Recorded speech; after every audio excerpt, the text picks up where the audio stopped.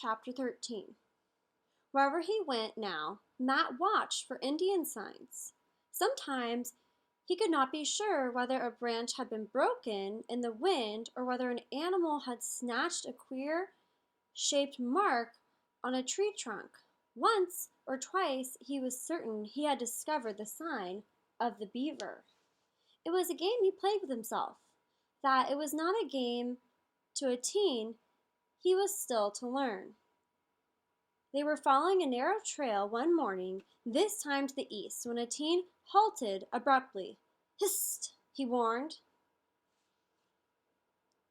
Off in the brush, Matt heard a low, rasping breathing and a frantic scratching in the leaves. The noise stopped the moment they stood still. Moving warily, the boys came upon a fox crouched low on the ground. It did not run, but lay snarling at them. And as he came nearer, Matt saw that its foreleg was caught fast. With a long stick, a teen pushed aside the leaves, and Matt caught the glint of metal. "White man's trap," said a teen. "How do you know?" he demanded. "Indians not use iron trap. Iron trap bad." "You mean a white man set this trap?" Matt thought of Ben. "No, some white man pay for bad Indians to hunt for him. White man not know how to hide trap so good." A teen showed Matt how cleverly the trap had been hidden. The leaves and earth mounded up like an animal burrow, with two half-eaten fish heads concealed inside. The fox watched them, its teeth bared. The angry eyes made Matt uncomfortable. "We're in luck to find it first," he said, to cover his uneasiness. Teen shook his head. "Not beaver hunting ground," he said. "Turtle clan hunt here." He pointed to a nearby tree. On the bark, Matt could just make out a crude scar that had a shape somewhat like a turtle. He was indignant. "We found it," he said. "You mean you're just going to leave it here because a mark on a tree?" "Beaver people not take animal on turtle land," a teen repeated. "We can't just let it suffer," Matt protested. "Suppose no one comes here for days." "Then fox get away." "How can he get away?" "Bite off foot." Instead, Matt could see now the creature had already gnawed its own flesh to the bone. "Leg mend soon," a teen added, noting Matt's troubled face. "Fox have 3 leg beside." "I don't like it," Matt insisted. He wondered why he minded so much. He had long ago got used to clubbing the small animals caught in his own snares. There was something about this fox that was different. Those defiant eyes showed no face of fear. He was struck by the bravery that could inflict such pain on itself to gain freedom. Reluctantly, he followed a teen back to the trail, leaving the miserable animal behind.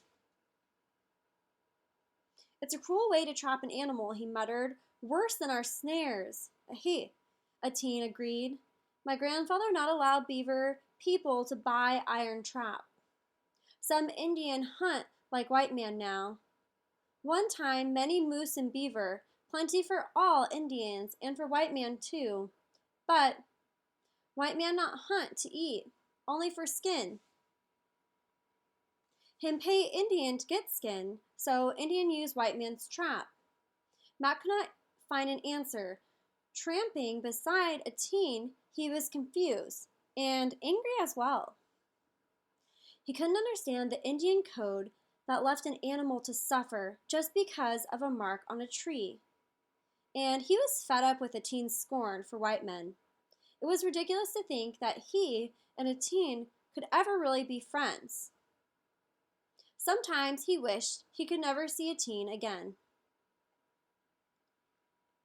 Even at the same moment, he realized that this was not really true. even though a teen really annoyed him. Matt was constantly goaded to keep trying to win this strange boy's respect. He would lie awake in the night, staring up at the chinks of starlight in the cabin roof, and make up stories in which he himself, not a teen, was the hero. Sometimes he imagined how a teen would be in some terrible danger and he, Matt, would be brave and calm and come swiftly to the rescue. He would kill a bear unaided, or a panther, or fend off a rattlesnake about to strike, or he would learn about an enemy band of Indians sneaking through the forest to attack the place where a teen was sleeping, and he would run through the woods and give him the alarm in time.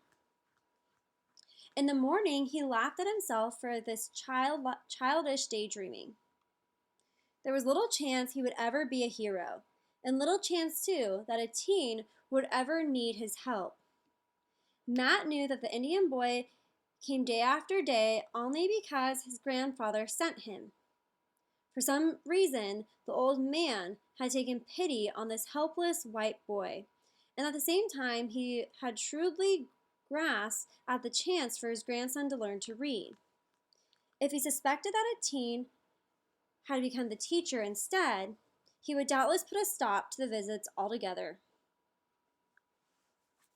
Matt knew he ought to feel grateful for a teen's teaching. Every day, a teen taught him some new thing, a plant like an onion that he could drop into his cooking pot to make his stew more tasty, a weed with a small orange flower, and a milky juice in its stem that took away the sting of insect bites or poison ivy, a plant with brownish flowers and roots bearing a string of nut-like bulbs that thickened his stew and made it more nourishing. He had pointed out plants that Matt must never eat, no matter how hungry he might be. He had even shown Matt how to improvise a rain cape in a sudden rain by quickly punching a hole through the center of a wide strip of birch bark and making a cone of bark for his head. The only thing that Matt could teach him, a teen, was set against learning. For a teen, the white man's signs on paper were piswat, good for nothing. Nevertheless, Matt noticed that in spite of himself, a teen had learned something from the white boy. He was speaking the English tongue with greater ease. Perhaps he was not aware himself how differently he spoke. He picked up new words readily. Sometimes he used them with that odd humor that Matt was beginning to recognize. Matt knew that a teen was mocking when some of his own favorite expressions came solemnly out of the Indian's mouth. "Reckon so," a teen would say. "Rain comes soon, by golly." Sometimes he took a fancy to a word out of Robinson Crusoe. He especially liked the sound of verily. In return, Matt liked to try out Indian words. They were not hard to understand, but impossible to get his tongue around. He didn't think he would ever quite get them right, but he could see that though it amused the teen when he tried, it also pleased him. "Cha-qua, this morning," Matt might say. "I chased a quagua out of the corn patch."